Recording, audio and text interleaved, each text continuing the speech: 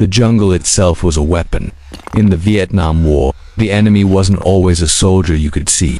It was the ground beneath your feet, the doorway of a seemingly empty hut, the innocent-looking trail winding through the trees.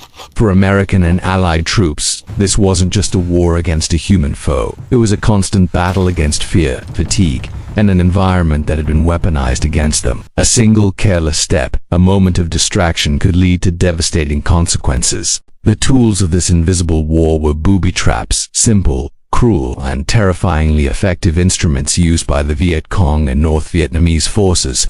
These traps weren't just about causing physical harm. Their true power lay in psychological warfare.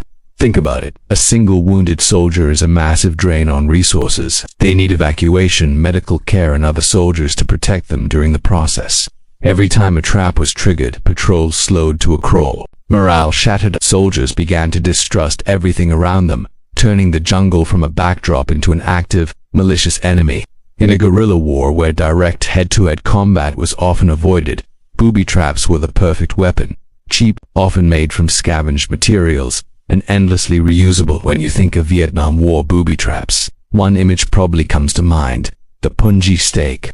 These were brutally simple but incredibly infamous. Sharpened spikes, usually made of bamboo, were hardened over a fire.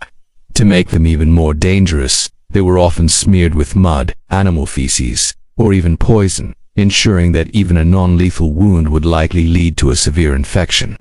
These stakes were used in countless ways. The most common was the punji pit, a hole dug along a trail or near a camp, then carefully concealed with leaves and thin branches.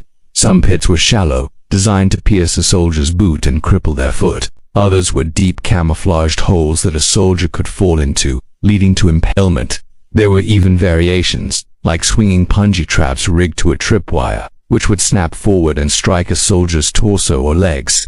The constant threat of these hidden spikes made every step a calculated risk. Tripwires were the nervous system of this hidden battlefield. Thin wires, almost impossible to see in the dappled jungle light, were stretched across paths, doorways, and any likely route a soldier might take. Triggering one could set off a whole menu of deadly devices. A very common setup used American-made grenades. The Viet Cong would rig a grenade with its safety pin removed, held in place by a can or a forked stick. When the tripwire was pulled, the grenade would fall free, the safety lever would fly off, and it would detonate moments later. Some of these traps were designed to launch the grenade upwards, maximizing shrapnel wounds to the legs and lower body. Others were placed at head height, turning a routine patrol into instant chaos. The ingenuity was both horrifying and effective. One of the great ironies of the war was how American firepower was turned back on itself. The landscape was littered with unexploded ordnance from U.S. airstrikes and artillery barrages. For the Viet Cong, this was a free supply of high explosives. They would carefully dig up massive artillery shells, aircraft bombs, and mortar rounds. These were then repurposed into massive booby traps, buried under roads or hidden in strategic locations. Instead of a simple grenade, a patrol might trigger a pressure plate connected to a 500-pound bomb. These traps were powerful enough to obliterate entire squads of soldiers or destroy vehicles like trucks and armored personnel carriers. In a grim twist, the very weapons intended to defeat the enemy became some of the most potent tools in their arsenal. The traps weren't just hidden underfoot, they came from above and from the sides as well. One particularly vicious device was the whip trap. This used the natural tension of a bent sapling. A young springy tree would be bent back like a bow and held in place by a trigger mechanism connected to a tripwire. Attached to the end of the sapling were sharpened bamboo spikes or metal fragments. When a soldier walked into the wire, the sapling was released, whipping forward with incredible speed and force, striking at chest or head height. It was fast, nearly silent, and incredibly hard to spot. Another horrifying invention was the mace trap. This involved a heavy log or a metal ball studded with spikes, suspended over a trail. When a tripwire was tripped, the mace would swing down like a pendulum, crushing anything in its path. These kinds of traps reinforced the terrifying reality that danger could come from any direction. The Viet Cong even weaponized nature itself. Some traps were designed to release venomous snakes, like bamboo vipers, or scorpions into enclosed spaces like captured enemy bunkers or tunnels. Imagine crawling into a dark, confined space, only to have a container of angry creatures dropped on you.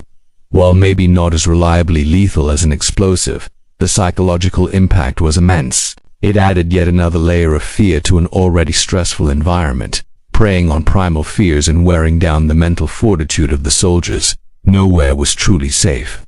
The war was brought right into the most mundane, everyday settings. Abandoned villages were a death trap. A soldier might enter a hut and try to open a door only to trigger a grenade. A discarded radio on a table might be wired to an explosive. A cooking pot left behind could be rigged to blow if moved. This tactic was particularly cruel because it exploited basic human instincts. Curiosity, caution, even compassion became liabilities. In one of the most disturbing examples, even the bodies of the dead were sometimes booby-trapped. A soldier moving a fallen comrade or an enemy combatant to check for intelligence might trigger a hidden grenade, turning an act of duty or respect into a fatal mistake. This pervasive threat was magnified in the vast tunnel networks dug by the Viet Cong. These claustrophobic underground complexes were their highways and fortresses, and they were defended with a maze of lethal surprises. There were false floors that gave way to punji pits, hidden trapdoors and collapsing ceilings, designed to bury intruders alive. Soldiers known as tunnel rats, who had the terrifying job of clearing these networks, crawled in near total darkness, knowing that any wrong move, any touch, could be their last. The tunnels were the ultimate expression of this intimate, close-quarters war of traps and terror. The impact of all this was profound. Booby traps accounted for a significant percentage of U.S. casualties in Vietnam, but their true effect went beyond the numbers. They fundamentally changed how the war was fought. Patrols that should have taken an hour would stretch on for a full day, as soldiers painstakingly scanned every inch of ground. Trust in the environment, and sometimes even in fellow soldiers, eroded under the constant strain. Anxiety became a permanent companion. The war became less about engaging a visible enemy and more about surviving the land itself. In the end, booby traps came to symbolize the very nature of the Vietnam War. It was an asymmetrical conflict where a technologically superior military was challenged by ingenuity, patience, and relentless psychological pressure.